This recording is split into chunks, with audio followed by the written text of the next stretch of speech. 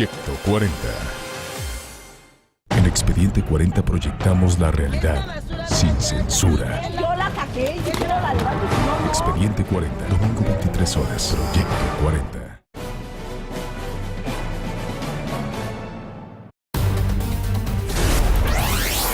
El INE otorga registro a 3 nuevos partidos políticos. Se ha generado en la sociedad una especie de interpretación que supone que en caso de otorgar nuevos registros, el monto de dinero público se incrementará. Lo digo categóricamente, esto no es así. Declaran a Oceanografía en concurso mercantil. Pide el secretario de Gobernación, Miguel Ángel Osorio Chong, construir una política migratoria global.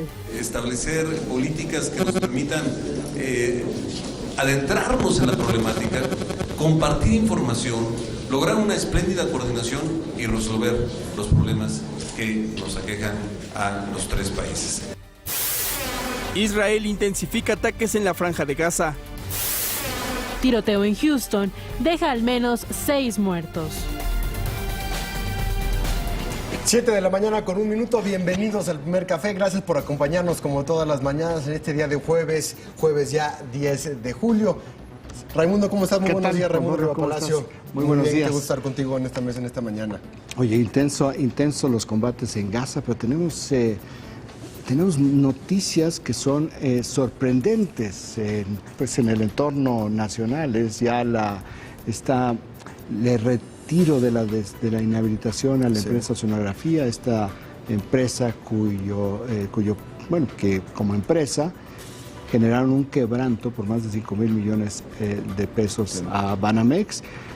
Un juez federal dice, pues la compañía entra en un concurso mercantil, pero le empiezan a quitar una serie de candados que ya vamos a ver en unos momentos más, porque este es un caso sumamente complejo. Tenemos también nuevos partidos políticos en México, del cual también vamos a hablar. Nada más les anticipamos que estos nuevos partidos tendrán su primera gran prueba en las próximas elecciones federales del próximo año, cuando se renueve todo el Congreso y hay más de 2,000 puestos de cargos de elección popular en juego, y tendrán que tener cuando menos el 3% de la votación, sin coalición, sin alianzas, para poder mantener el registro. Es decir, ya tienen el registro, pero tienen que demostrar en las próximas elecciones federales que tienen las fuerzas suficientes para poder tener vida real como partidos políticos, que son 2 de los temas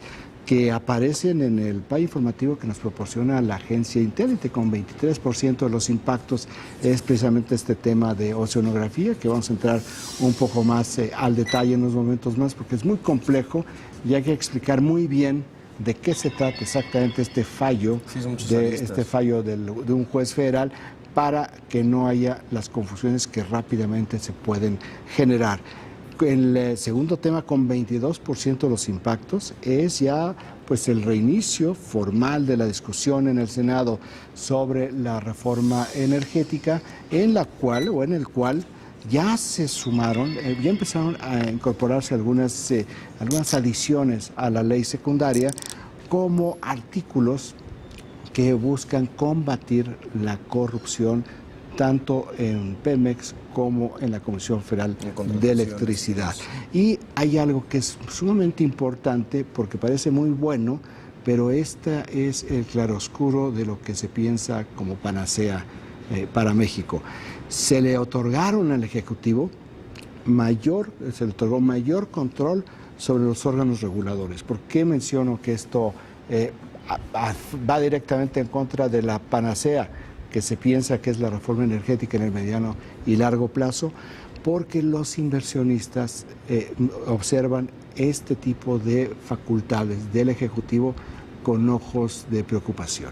Lo que desincentiva la inversión, puede desincentivar la inversión, puede limitar la inversión, porque esta parte regulatoria en manos de un ejecutivo, pues depende de qué tipo de ejecutivo sea. Claro. Entonces, para inversiones de 1,000, 2,000 millones de dólares, meterlas y decir, bueno, en este momento está muy bien. Claro. ¿Y quién va a ser el próximo presidente? ¿Y cómo va a pensar?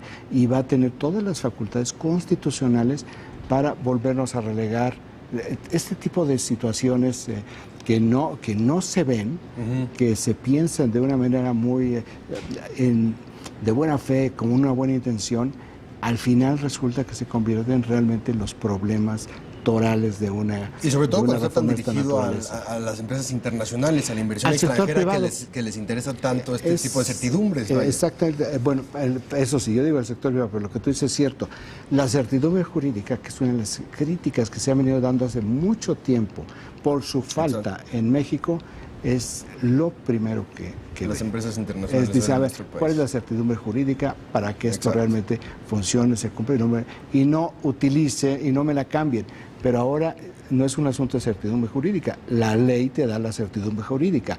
Aquí es que la ley, al darle estas atribuciones al Ejecutivo, a lo que queda exactamente sujeta es a la discreción y al perfil, a la posición ideológica o a las condiciones coyunturales de un gobierno en el futuro. Cuando son inversiones tan a largo plazo, pues sí la piensan, ¿no? Son de las cosas importantes en el interlineado de la ley energética, que ya pues va a estar un dictamen la próxima semana, se anticipa el mismo lunes, y empezará una larga y muy polar discusión. Sí. Con 21% de los impactos, fíjate, 23, 22 y 21% de los impactos tiene que ver con los nuevos partidos. Vamos a tener más información sobre esto, pero les decimos que anoche el Instituto Nacional Electoral autorizó que Morena, el Frente Humanista y Encuentro Social pasen a ser ya partidos políticos y, como decíamos hace unos momentos, pues entra a su periodo de prueba para poder alcanzar al menos el 3% de la votación para que no les quiten el registro el próximo año. Con 18% de los impactos, otro partido, tiene que ver con el fútbol, sí. ¿Verdad? El peor equipo en la cancha fue el mejor equipo en penales, y Argentina pasa a la final con Alemania con una derrota de Holanda, que se va a tener que conformar una vez más en su historia con jugar por el tercero y cuarto lugar. Por el irrelevante tercer lugar contra Brasil el próximo sábado en Brasilia. Llegan a la final los dos equipos que estaban colocados en el número 2 y 3 de las apuestas, y en este momento las apuestas dicen Alemania sobre Argentina. Un equipo que invirtió $40 millones a Alemania en todo su proceso dentro de Brasil para poder ser campeones. Entendemos cómo trabajan, cómo son y qué mentalidad tienen, pero creo que también habla mucho de la intencionalidad de los alemanes. Como no le satisfacía ninguna instalación hotelera en Brasil, pues lo que hicieron fue comprar un terreno, construir su propio centro de entrenamiento, así como también 3 cabañas y como 60 habitaciones para toda la delegación alemana, ¿verdad? Sí. Entonces, ellos no se andan por las ramas, como se dice. Y con 16% los impactos es todo lo relacionado con el anuncio de la desincorporación de América Móvil para que deje de ser monopolio. Subieron sus acciones, anticiparon que quieren ir por la televisión de paga, pero en esta euforia empresarial salió el vocero de la presidencia, Eduardo Sánchez, y dijo, bueno, un momento, primero tiene que presentar el plan, luego lo tiene que aprobar el IFETEL, y sobre todo, antes de cualquier iniciativa de esta naturaleza, a fin de que se concrete, se tiene que acatar las medidas asimétricas que establece la ley para estimular la competencia. Estos son los 5 temas en el país, de los cuales pues prácticamente los 4 primeros están muy parejos en los impactos dentro de la prensa en el Distrito Federal. Y en cuestión de primeras planas, la mayor parte de los periódicos nacionales reflejan precisamente el tema de Telecom y del debate también en el Senado de la reforma energética que ya inicia, el Universal y otros. A nivel internacional, un diario importante, el New York Times, que tiene dos temas que estaremos ya también analizando más adelante en este espacio, que tiene que ver, uno, con el tema de los niños hacia la frontera y también las intenciones que podría tener el gobierno norteamericano de darles otro estatus legal migratorio a los niños para evitar que sean deportados. Y el New York Times se mete mucho a este análisis, que ya lo hemos visto durante toda la semana, que lo ha tenido en primera página. Es un tema que le ha dado seguimiento puntual y presencial en su plan. Es muy interesante esta nota que mencionas del New York Times, está fechada en San Pedro Sula, que si bien no es la capital de Honduras, es la ciudad más importante de Honduras, donde se encuentran pues las cabeceras de las mafias. Y el reportaje es cómo los niños que se van a Estados Unidos, en realidad lo que están haciendo es huyendo de las mafias y de los cárteles de la droga. Honduras, hago simplemente esta acotación para no extenderme aquí, Honduras es considerado en el Departamento de Estado, le llaman un hoyo negro. Es decir, un hoyo negro porque es tal la penetración de la delincuencia organizada que es un país que está debatiéndose día con día entre ser un narcoestado lleno de pandilleros o poderse mantener la institucionalidad democrática. Por eso el estado de refugiados, que estarían buscando este estatus legal que les daría muchas facilidades para poder permanecer en suelo norteamericano a estos niños. Y bueno, también New York Times, que 2 días después se sigue preguntando qué fue lo que ocurrió con Brasil, y tienen un reportaje muy interesante de qué pasó en esos 29 minutos que le meten 7 goles a Brasil en su casa, en cuestiones tácticas y en cuestiones también de estrategia. ¿Qué fue lo que ocurrió y por qué 7 goles, 5 goles en 5 minutos que prácticamente sepultaron al equipo brasileño en su casa? Dice el New York Times, la cabeza, los 29 minutos que conmocionaron a Brasil, ¿no? Un poco el Wall Street Journal había dicho, la derrota de Brasil paraliza emocionalmente al país. Sí, buenos encabezados el día de ayer. Y bueno, también la prensa argentina, el diario El Clarín, que destaca la entrada de Argentina a la final en esta Copa del Mundo. Argentina eliminó a Holanda en la final desde 1990, desde Italia 1990, que Argentina no llegaba a la final en aquella ocasión con Diego Armando Maradona, con un árbitro convertido en mexicano, y que lamentablemente para Argentina no pudieron sacar el resultado. Y hoy la prensa argentina, ayer desde los portales, se abocó al tema de la final, como sabemos que son allá en Argentina. ¿Será un árbitro mexicano quien sea el referee el domingo? No creo, está Marco Antonio Rodríguez, que pitó la semifinal. Rara vez se repite. Podría tener una repetición tan inmediata. Tan corto plazo, exacto, tan inmediata. Existe la posibilidad porque no se regresó a México, y todos los árbitros que están en Brasil en ese momento dentro del pool son candidatos para la FIFA. Sin embargo, sería poco probable que ocurra, aunque no se descarta del todo. Hay un candidato.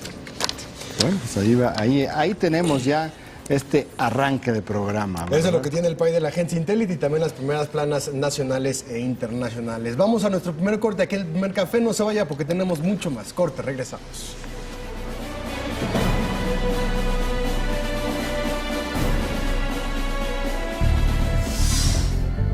Daniel, Carlos, Jordan. Esta es la otra selección, una que está conformada por jóvenes programadores. Tenemos a 2 jóvenes competidores que vienen de Torreón, Coahuila, y uno más que viene de Monterrey, Nuevo León, y uno más que es de la zona metropolitana aquí del Estado de México. Entonces son los 4 que conforman a la selección mexicana. Ellos representarán a México en la Olimpiada Internacional de Informática, que se celebrará en Taipei, Taiwán, del 13 al 20 de julio. Que en la competencia son 2 exámenes que duran 5 horas y son 3 problemas. Entonces, antes de ir allá, me preparo haciendo exámenes de este tipo. Los jóvenes deben de tener una buena formación en matemáticas, después ser rápidos para teclear en la computadora, tener conocimientos de algoritmos y ser bastante asertivos en la solución de los problemas. Desde 1992, México participa en la Olimpiada de Informática, donde se posiciona entre los 30 y 35 lugares de 80 países participantes. En toda la historia de México en las competencias de Olimpiadas de Informática hemos tenido ya 11 medallas de bronce y 2 de plata. Esperemos que este año podamos acceder a la primera medalla de oro, lo cual sería un gran éxito, y probablemente tengamos a lo mejor alguna de plata y alguna de bronce. A pesar de su juventud, son competidores experimentados. En mi caso personal, yo empecé a programar hace como 4 o 5 años y pues desde los últimos 2 años o 3 años, cada semana por exámenes en internet hago resolviendo problemas de programación. Es un orgullo poder representar a México en esta competencia. Cuesta mucho trabajo porque pues ya llevo 3 años compitiendo. Están motivados. Mi meta en esta competencia es mínimo una medalla de plata o incluso colarme a las de oro. Los otros países iberoamericanos compiten más con México y generalmente compite con Argentina, Brasil, países grandes que tienen como que industrias desarrolladas. Grupo Salinas apoya a estos grandes talentos para que pongan en alto el nombre de México. El aliento más fuerte que se tiene es un premio para aquellos jóvenes que obtengan medalla de bronce en la competencia internacional. Tenemos un premio de 100,000 pesos que otorga el Grupo Salinas a este joven en efectivo. El que gane medalla de plata tiene un premio de 200,000 pesos en efectivo y el que gane medalla de oro tendría 300,000 pesos en efectivo. Por ahora, tienen fijo un objetivo, pero estas promesas mexicanas ayudarán a aportar a un país mejor. A largo plazo sería, por ejemplo, fundar una compañía en México y hacer que industrias nuevas se desarrollen en México y hacer avances tecnológicos para que eventualmente México crezca como país. Eduardo Ruiz, Proyecto 40.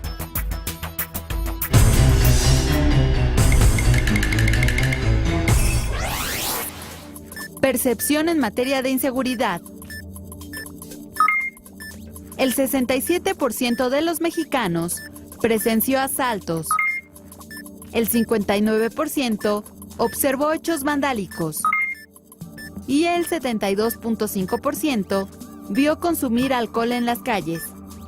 El dato útil para comentar en el café. Tenemos rehenes, milord. Estamos en un lugar privilegiado para usar las armas que tenemos. Borgia, jueves 22:30 horas. Proyecto 40. Porque tú lo pediste, seguimos cumpliendo en Decisiones por Colonia. Iluminaremos todas las colonias de la Ciudad de México. Sí, oíste bien. En un año, en junio de 2015, terminaremos de instalar nuevo alumbrado público, ahorrador de energía con tecnología de punta, para beneficio de todas las colonias y la seguridad de tu familia. Espéranos pronto en tu colonia. 50 años regalándonos 2.5 minutos de total adrenalina. La montaña rusa, una leyenda urbana. Sábado 21:30 horas. México, capital ecológica del mundo. Representantes de más de 70 parlamentos de diferentes países se reunieron en la Cumbre Mundial de Legisladores este 6, 7 y 8 de junio para discutir propuestas que procuren un consumo más racional de los energéticos, contribuir a resolver el problema del cambio climático y evitar el deterioro de bosques, ríos y lagos. Se firmaron acuerdos que protegerán mejor el medio ambiente en todo el mundo. Cámara de Diputados, Senado de la República, 62ª legislatura. 10 de agosto, 1994. El paciente que asegura tener un show de famosos en internet en el futuro presenta un caso de esquizofrenia. Platícame, Félix. En el futuro, ¿cómo se hace la gente famosa por internet? No sé, escribiendo, subiendo fotos, grabando videos desde su celular. Ah, grabando videos desde su celular.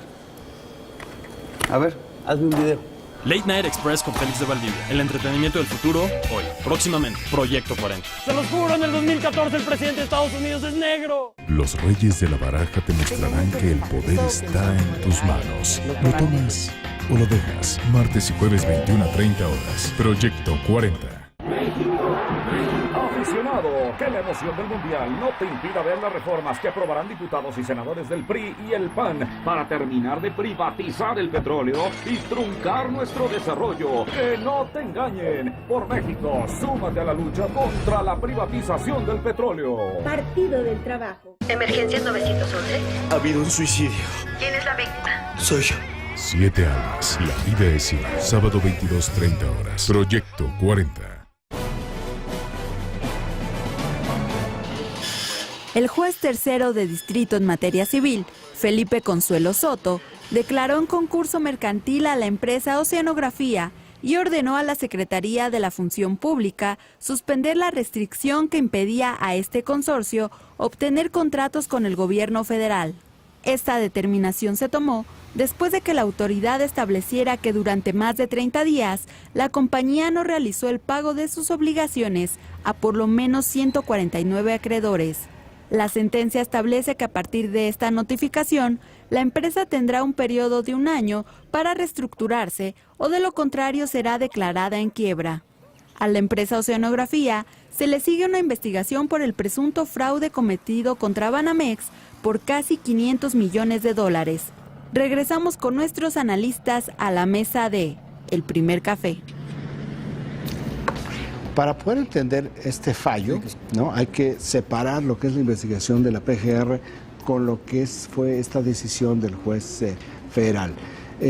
Uno de los problemas que se tuvieron en el momento en que se inhabilita a Oceanografía en febrero es que es una empresa de más de 8,000 trabajadores en Ciudad del Carmen, en Campeche, con una importante flota marítima que tenía contratos con Pemex, que Pemex la necesita como necesita otro tipo de empresas para el movimiento de petróleo, para trabajos de mantenimiento y operaciones de cubierta en la zona de Campeche, en otras zonas petroleras, y al ser inhabilitada la toma el Sistema de Administración y Enajenación de Bienes de la Secretaría de Hacienda, que no sabe, por definición, administrar nóminas ni administrar buques petroleros, porque eso corresponde a áreas que no están dentro de su competencia. Los activos, no vienen los barcos y dice, bueno, lo pongo a licitación el Osa Goliat, el precio empieza en subasta, el precio empieza en $180 millones. Así que saca tu dinero, Juan Pablo, y éntrale por el Osa Goliat, que es probablemente uno de los 3 buques petroleros que dan servicio más importante del mundo. Entonces, al quitarle esta inhabilitación a Oceanografía y declararla en concurso mercantil, lo que tiene que hacer la empresa, como está explicado, es hacer la reestructura de todas sus deudas, que van más allá de $10,000 millones, para poner nuevamente la empresa a funcionar, que los trabajadores ya no sean no una carga, porque el gobierno de Pemex tuvieron que intervenir para que 8,000 personas que se fueran a la calle simplemente por un quebranto que no tiene nada que ver con ellos.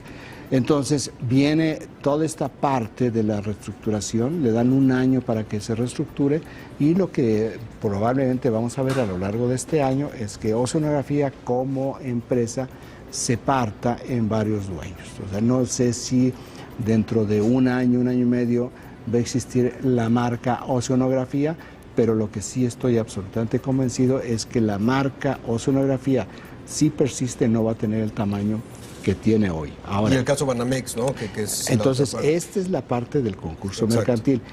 Esto significa que se acabó ya la investigación sobre Oceanografía, o que su dueño, Amado Yáñez Osuna, esté ya exonerado de la investigación penal que sigue la PGR. No, son 2 cosas que corren en paralelo, que son independientes una de otra. En el caso de la investigación federal que maneja la PGR, y que también ha intervenido ya la Comisión Nacional de Bancaria y Valores, cuyo presidente Jaime González Aguade estuvo presente ayer en el Senado hablando con los legisladores que pertenecen a la comisión sobre el caso de Oceanografía. Las afectaciones que haya podido tener o no. Pero realmente no les dio mayor información, porque, dices tú, esta es una investigación en curso. Lo que tiene la Comisión Nacional de Bancaria y Valores es prácticamente listo ya su dictamen, donde, esto sí lo anticipó González Aguade, donde refleja fallas importantes en los controles internos de Banamex. Es decir, durante todo el periodo de operación de Oceanografía, a través de la obtención o para la obtención de las líneas de crédito y el con factoraje. Documentación falsa y con documentación federal falsa. Ahí, ¿no? ahorita nos metemos a esa parte. Ok, es la tercera parte. Que es lo que tiene que ver ya con investigación penal. Pero digamos aquí, en términos de órganos de control interno, dicen, bueno, Banamex no tuvo el rigor para poder estar vigilando continuamente a Oceanografía, pese a que, y esta es una afirmación de la Comisión Nacional Bancaria de Valores, era considerado Oceanografía desde hace ya pues aproximadamente 4 años un factor de riesgo en términos financieros. Bueno, pues estos señalamientos que hubo dentro del propio Banamex, dentro de las y Citi, sí, aquí es muy importante Citi, y por eso digo que es muy complejo. Banamex es un banco que es propiedad del grupo de Citigroup en Estados Unidos, le llamamos Citi.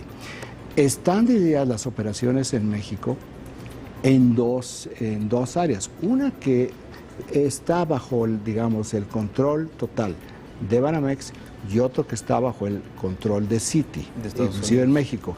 El caso de Oceanografía lo veían las dos áreas.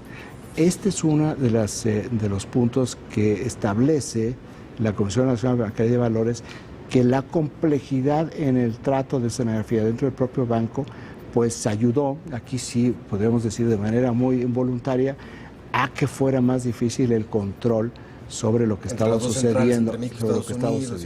Ahora, la cuenta de Oceanografía era directa de lo que se le llama en Banamex el Channel Finance, que es factoraje.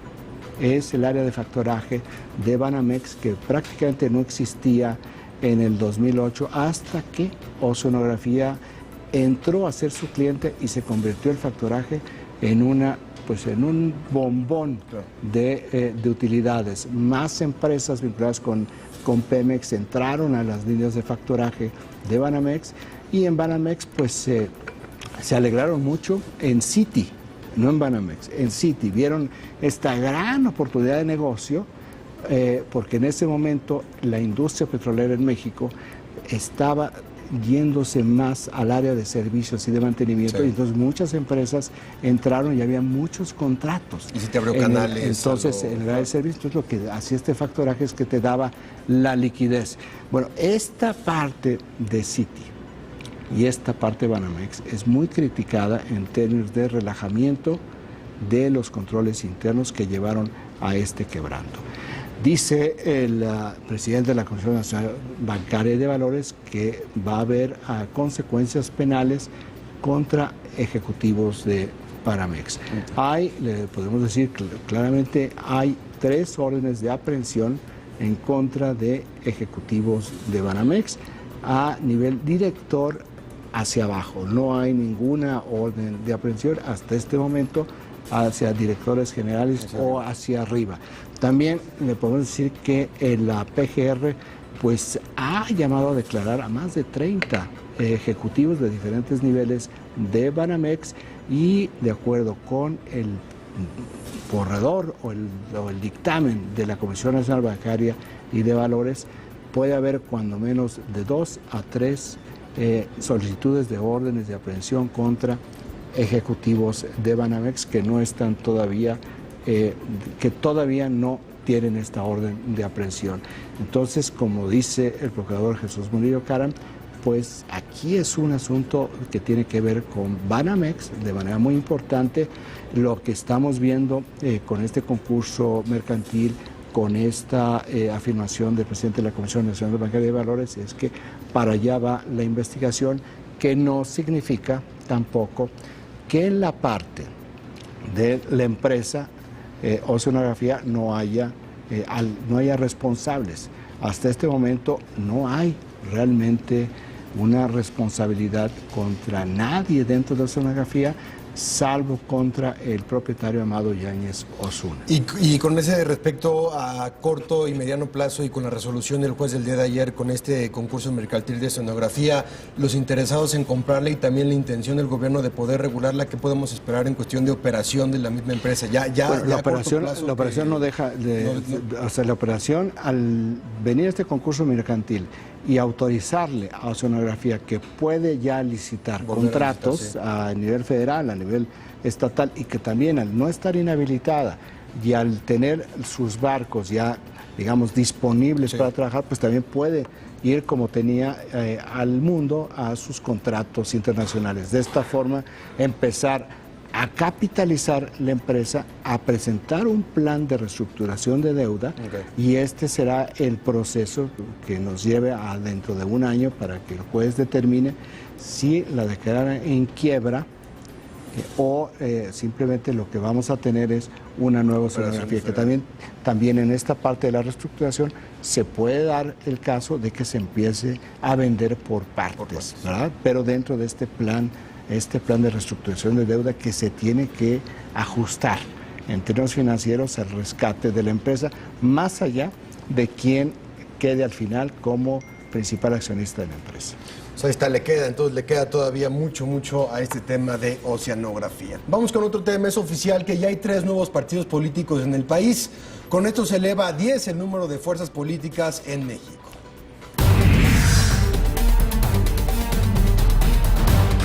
El Instituto Nacional Electoral avaló el registro de 3 nuevos partidos políticos: Movimiento de Regeneración Nacional, Partido Humanista y Partido Encuentro Social.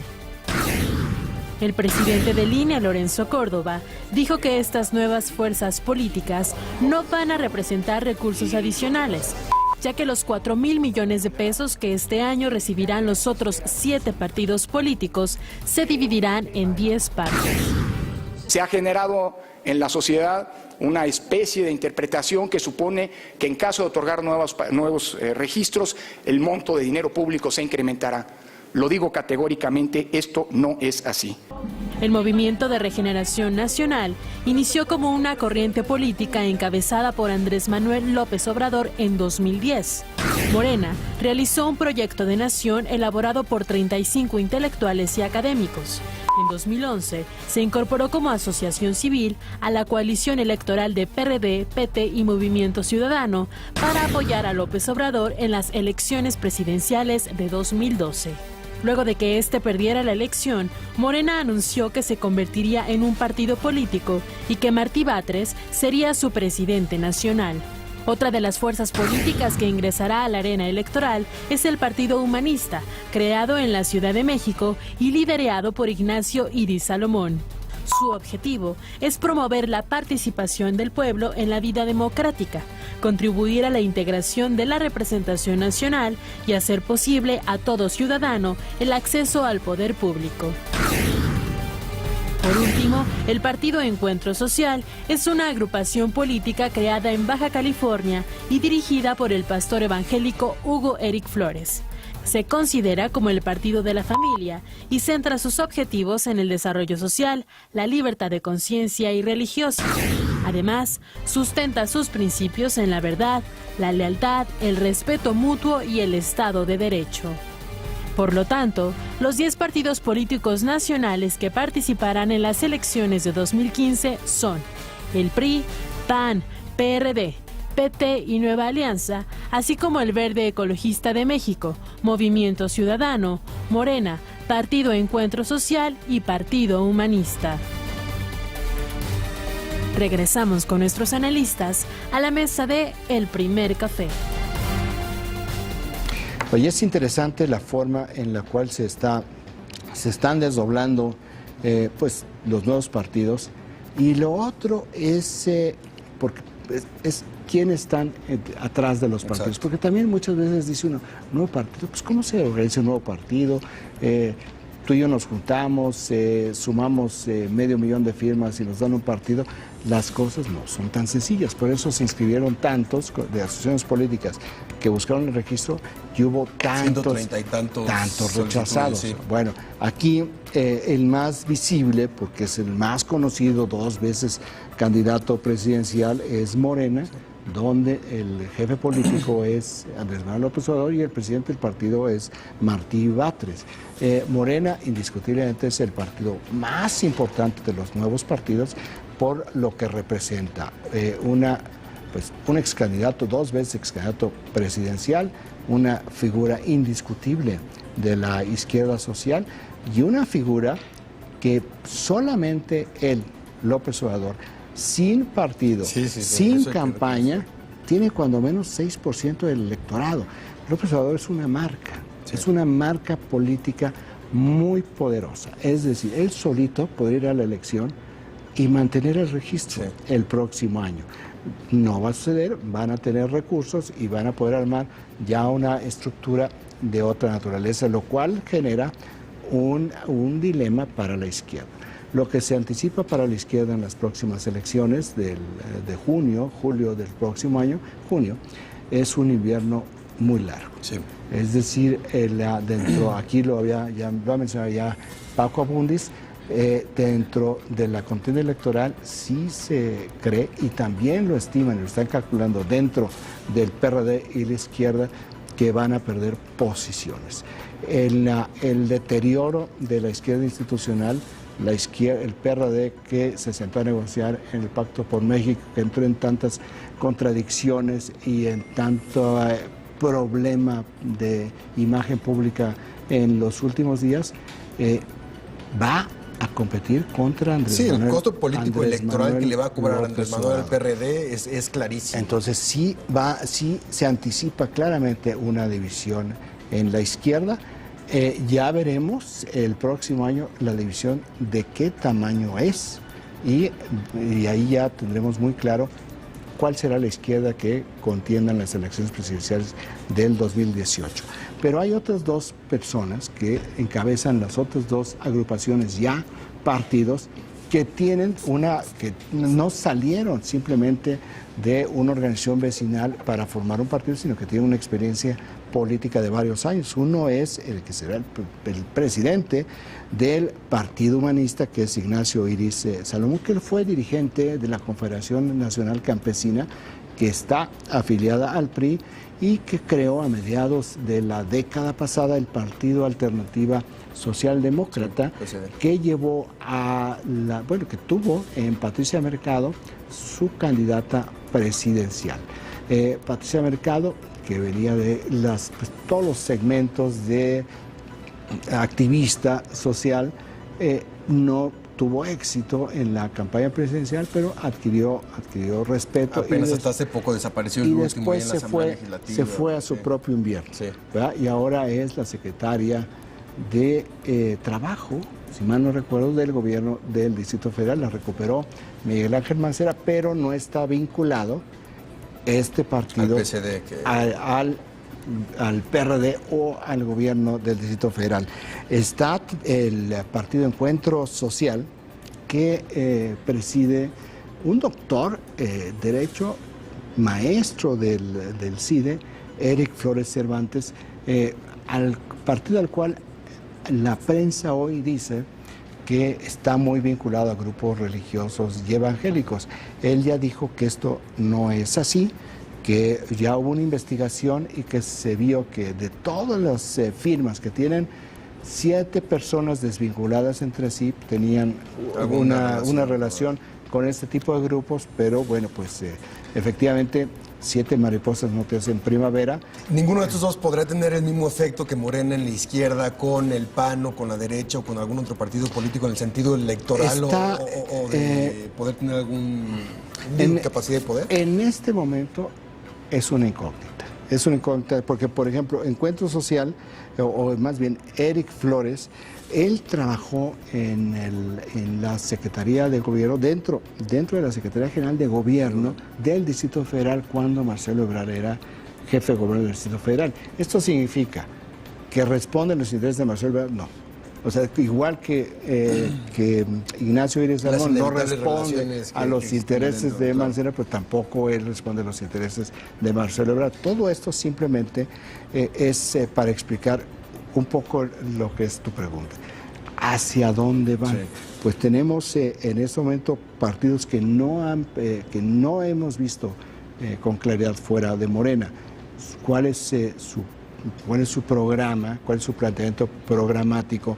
¿Cuál es su ideología? Para que podamos entender un poco en este chabacano. En cuestión del presupuesto no aumenta el presupuesto del INE como tal, pero sí lo que sí hace es repartir los recursos de otros partidos y los dirigen. No hay nuevos recursos, es decir, los contribuyentes no van a aportar más, es del presupuesto que tiene el Instituto Nacional Electoral. Exacto. De ese presupuesto se reduce en 30% y se le da en partes iguales a cada una de estas nuevas formaciones políticas. Ahí están los 3 nuevos partidos políticos, ya veremos, como dices, cómo les van en las próximas elecciones federales. La comunidad de League City, al suroeste de Houston, Texas, aprobó una medida que prohíbe recibir a niños migrantes. Vamos a conocer los detalles de esta información. Bajo los argumentos de salud y seguridad, el ayuntamiento de League City, ubicado al suroeste de Houston, Texas, aprobó una resolución que rechaza las solicitudes del gobierno federal para llevar a los menores indocumentados a centros de detención y procesamiento dentro de esa localidad. La iniciativa fue aprobada con 6 votos a favor y 2 en contra, aun cuando no existe ninguna petición para albergar a niños migrantes en League City. Por su parte, el presidente de Estados Unidos, Barack Obama, llamó a los padres de familia de otras naciones a no enviar a sus hijos ilegalmente al país. While we intend to do the right thing by these children, their parents need to know that this is an incredibly dangerous situation. And I've asked parents across Central America not to put their children in harm's way in this fashion. Obama se reunió con dirigentes religiosos y autoridades locales en Texas y puntualizó que los niños que ya se encuentran en los centros de detención no podrán quedarse. Regresamos con nuestros analistas a la mesa de El Primer Café. Hoy hay muy fuertes presiones de los sectores más conservadores en Estados Unidos sobre este tema, sí. Argumentando que es un asunto de seguridad nacional. Si es un asunto de seguridad nacional o este planteamiento de seguridad nacional es para que entre en acción el ejército de Estados Unidos o en una fase previa la Guardia Nacional. Está la presión que por eso también el presidente Obama se reunió con el gobernador Rick Perry y por eso también está pidiendo todos estos $4,000 millones para apoyo a la zona fronteriza. Están ubicando el problema en la frontera con México. Y como siempre ha sucedido, los gobiernos locales en Estados Unidos que acusan al gobierno federal de ineficacia, la mayor parte de estos estados y de la frontera son republicanos, sobre todo hablando del caso específico ahorita que estamos viendo de Houston. Los más duros son republicanos. Los más duros son republicanos y sobre todo con el tema de la migración, ¿no? Mucho de lo que hablaba Obama de estas personas que se atienen a sus armas y a su religión y que tienen un sentimiento antimigrante muy, muy fuerte y que llaman a este tipo de acciones militares, militarizar la frontera para poder acabar con el tema migratorio que no tiene que ver precisamente con la estructura ni con el tejido social ni con las razones verdaderas. Sin embargo, la confrontación constante entre el gobierno federal de Obama y los gobiernos locales en el tema migratorio es un absoluto y este tipo también de acciones y de medidas las toman para presionar al gobierno federal, para presionar a la opinión pública y señalar a la ineficacia que están teniendo para poder resolver. Porque realmente es un país muy federal. Sí, y son muy autónomos exacto. Los congresos locales, los ejecutivos estatales. Pero hay un debate político dentro de Estados Unidos y hay una realidad política que sí reconoce el presidente Obama, que tiene que ver con que este fenómeno es realmente un problema regional por la razón que se está viendo ya regionalmente. ¿Qué es lo que explica y lo que ayuda a entender muy bien este viaje que realizó ayer el secretario de Gobernación Miguel Ángel Osorio Chong a Guatemala? Tenemos la información. Establecer políticas que nos permitan adentrarnos en la problemática, compartir información, lograr una espléndida coordinación y resolver los problemas que nos aquejan a los 3 países. Bueno, el secretario de Gobernación se reunió en la ciudad de Guatemala con el ministro del Interior de Guatemala y con el secretario de Seguridad Territorial de Estados Unidos. Entonces, estamos hablando ya de 3 gobiernos que están buscando una solución colectiva, una solución regional. Lo que estamos viendo, que tú mencionabas en el New York Times, es que dicen, no es nada más Guatemala, va todavía un poco más al sur, empieza el problema real en El Salvador y termina en Estados Unidos. Y será muy interesante si pueden efectivamente calificarlos como refugiados, lo que esto implicaría para la estrategia también migratoria de Obama, si pide los $4,000 millones y en ese sentido puede utilizar parte de este dinero para colocarlos como refugiados y entender que hay una situación de violencia, es una posibilidad seria, es decir, son desplazados de sus países, del lugar de origen, por la violencia y por la imposibilidad de vivir. Si los consideras refugiados, cambias el estatus de un país. Entonces, si dicen, bueno, es que si son refugiados de Honduras, entonces, ¿qué es lo que está significando? ¿O qué significa lo que está pasando en Honduras? Es un asunto muy delicado, muy complejo y además tampoco es tan sencillo. Tú dices, ¿y por qué los niños de Honduras sí y los niños de El Salvador o de Guatemala o de México no? Y el problema empieza a verse ya, se empieza a desdoblarse y empieza ya a verse de manera como de segmento, como por ejemplo tenemos un reportaje sobre las niñas que son víctimas y actores de este fenómeno. Veámoslo.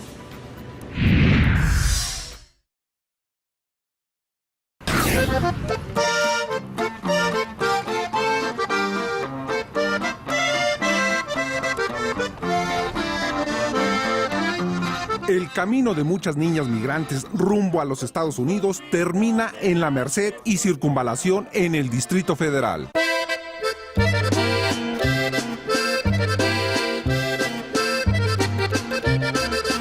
Aquí son enganchadas por lenones profesionales. Susana llegó de Honduras hace 4 años. Mi amiga y yo teníamos pensado ir a los Estados Unidos.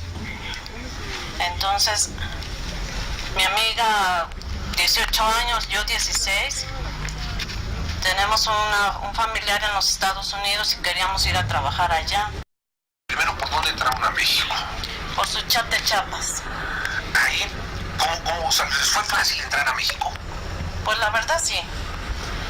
De ahí abordamos un autobús que nos trajo a la Tapo. Pues así que pasan desapercibidos y ya cuando menos dicen, no, pues ya nos atoraron por allá.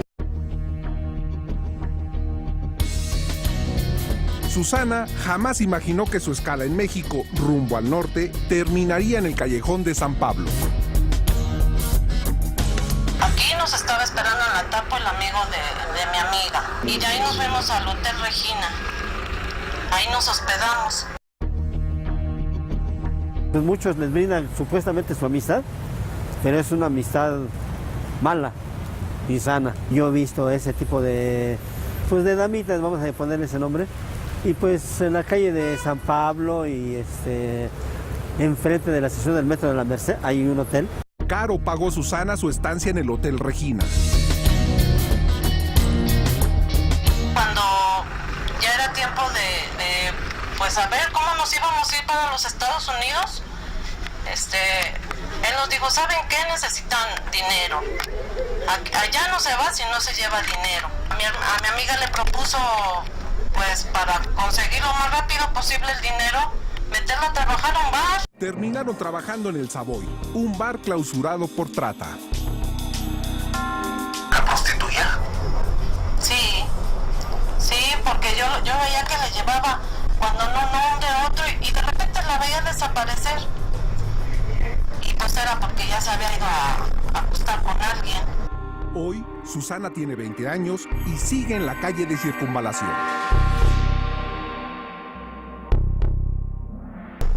Ahí estamos concentrados no solamente de Honduras, donde yo soy.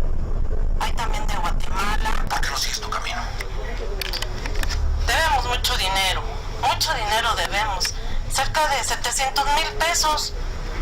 Que porque hotel, que porque gastos de comida, que porque nos inventan muchas cosas. Les venden, ¿qué les venden? Exactamente, que porque cuando estamos trabajando hay muchos hombres cuidándonos. Estamos hablando de Honduras, de Guatemala y El Salvador, pero también de México, no es de ocultarse, es una realidad que está ahí. Lamentablemente, al incrementarse el fenómeno de la inmigración, también se incrementa este tipo de delitos.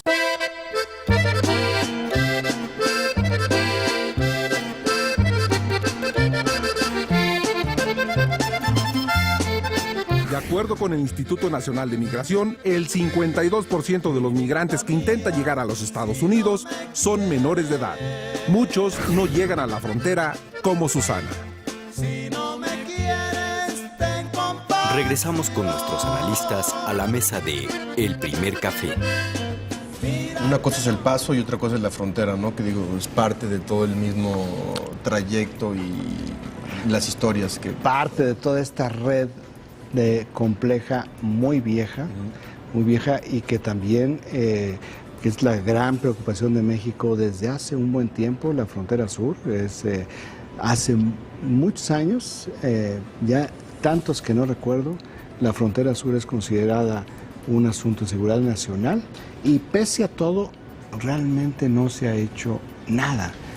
Durante muchísimo tiempo no se ha hecho nada, durante muchísimo tiempo en la frontera sur. Cuando tú estás en Guatemala, tú puedes cruzar perfectamente a México sin mayor problema en zonas muy complicadas. Mira, hay una parte en el norte de Guatemala, en el área de Petén, donde está Tikal, que es una gran zona arqueológica maya, donde pasando Tikal vas por la carretera es de doble sentido, es chica y de repente se abre en 4 carriles de concreto durante 3 kilómetros. ¿Qué es eso? Esas son pistas de aterrizaje del narcotráfico y te sigues por esa carretera y llegas a México, llegas a partes que son inhóspitas, realmente alejadas en la frontera mexicana, o vas más abajo por donde está Benemérito Juárez, donde hasta hace muy poco tiempo tú cruzabas la frontera y lo que ibas caminando al entrar a México, o sea, no sabía dónde era México y dónde era Guatemala, pero había como unas casuchas una tras otra, con gallinas y animales ahí en la calle llena de tierra, o la calle y tierra de no pavimentado, pero atrás de estas casuchas tú podías adquirir lo que quisieras: droga, armas, todas las AK-47, resultado de todas las AK-47, los cuernos de chivo que fueron enviadas a Centroamérica durante las guerras, que te costaba una AK-47, no una gran AK-47, pero te cuesta 8,000 pesos. Entonces tú ahí podías conseguir nada. Ahí en Benemérito Juárez hay una clínica del Seguro Social donde van muchos guatemaltecos a atenderse, pero toda esta parte realmente no estaba vigilada. Más adelante había ya retenes del ejército, había ya otro tipo de vigilancia, pero hablo de esta frontera. Si pensamos que la frontera de Estados Unidos con México es porosa, o al menos algunas partes todavía siguen siendo porosas, aquí no es porosa, aquí es lo mismo, exactamente lo mismo. Y como además no cuesta trabajo entrar, no hay violencia. Claro. Porque ahí eso no es negocio. Al no haber violencia, entonces no está la atención. Es una paradoja. Tiene que haber violencia para que te atiendan. Pues no, debe ser no. Qué bueno que no hay violencia, claro, pero hay que atender a la frontera, porque se atiende mucho la frontera norte, porque como es muy difícil entrar ya a Estados Unidos, es muy costoso. Y al ser muy costoso es el gran negocio de las mafias, no únicamente las centroamericanas y las mexicanas, las mafias chinas. Una de las 8 triadas de China está directamente involucrada en el tráfico de humanos en Honduras. Entonces el problema, como decíamos, tiene muchas aristas, es muy complejo, y si no hay una solución regional, no hay una solución en absoluto. Y sobre todo que tiene que ser a corto y mediano plazo porque... Sí, tiene que empezar ya y luego dentro de 10 años ya tendrá que estar totalmente saneado esto. Bueno, pues esta es la investigación de nuestro compañero Juan Antonio Cruz con respecto al paso de los migrantes hacia Estados Unidos. Vamos al último corte aquí en el Primer Café. No se vaya porque regresamos.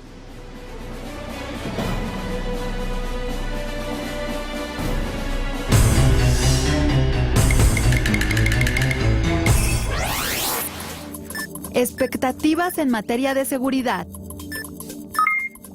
El 13.7% opina que mejorará y el 27.1% cree que empeorará.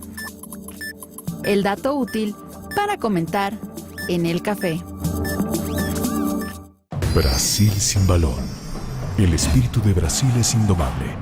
375 saltos de hasta 70 metros de altura ofrecen un espectáculo fascinante. Entre ellos, la Garganta del Diablo. Este magnífico espectáculo está rodeado por la selva, donde habitan animales en peligro de extinción. Las Cataratas de Iguazú, Patrimonio Natural de la Humanidad por la UNESCO. Profundiza, entérate y aprende. Proyecto 40. Venir a Oaxaca y vivirla con los 5 sentidos es algo así. Ven a Oaxaca y sé parte de la fiesta cultural más grande de América Latina. Guelaguetza, un regalo de color y alegría. Ven a Oaxaca, tienes que vivirlo. Gobierno del Estado de Oaxaca, generando bienestar. Delincuencia. Informativo 40 con Manuel López San Martín. Le damos un giro a la información. Domingo 20 horas. Proyecto 40. Ahí viene, chécate.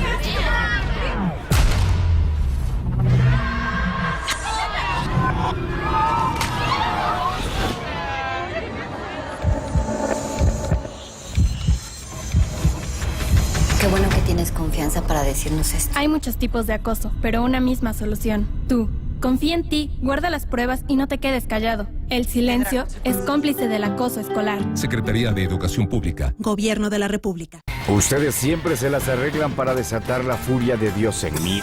El precio de la historia. Todos los jueves 22 horas. Proyecto 40. ¿No te gustan las corbatas amarillas? Sí, uso corbatas amarillas, pero no estoy casado con las corbatas amarillas. Otras historias. Viernes 21:45. Proyecto 40.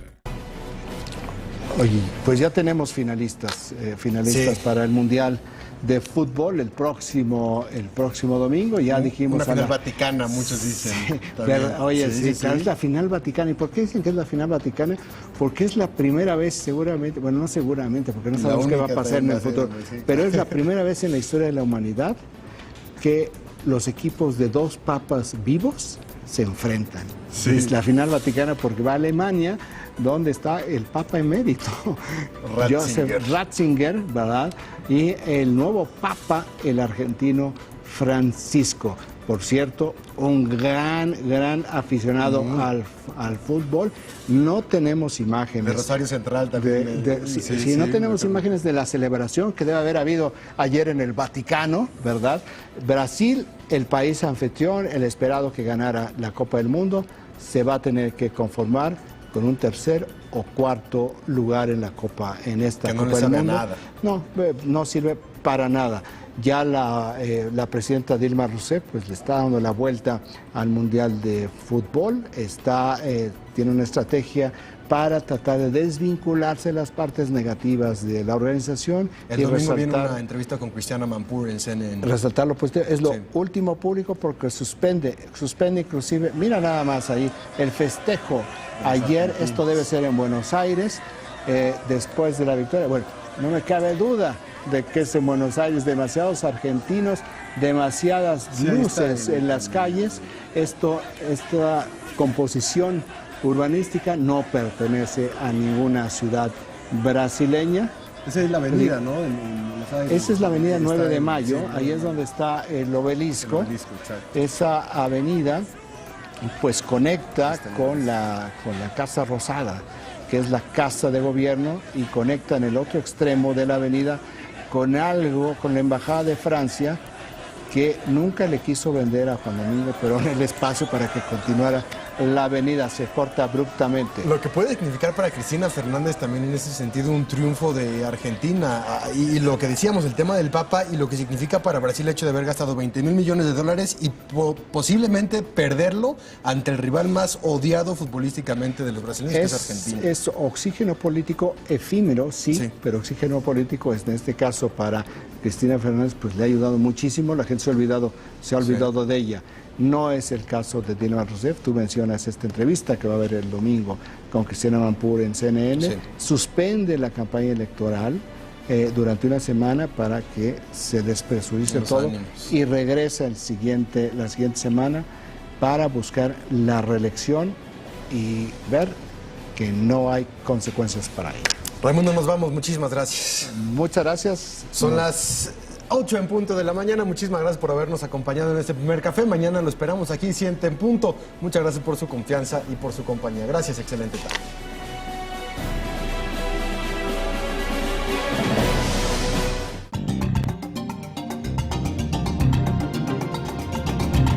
Si usted se encuentra hoy en la informalidad y le gustaría accesar al mercado de la formalidad y tener los beneficios que van desde el sector salud hasta mejores tasas de interés en préstamos bancarios, de esto y más le vamos a platicar el día de hoy con el licenciado Arturo Carvajal, el expresidente del Comité Técnico Nacional de Estudios Fiscales del IMEF. Muchas gracias, Arturo, por acompañarnos.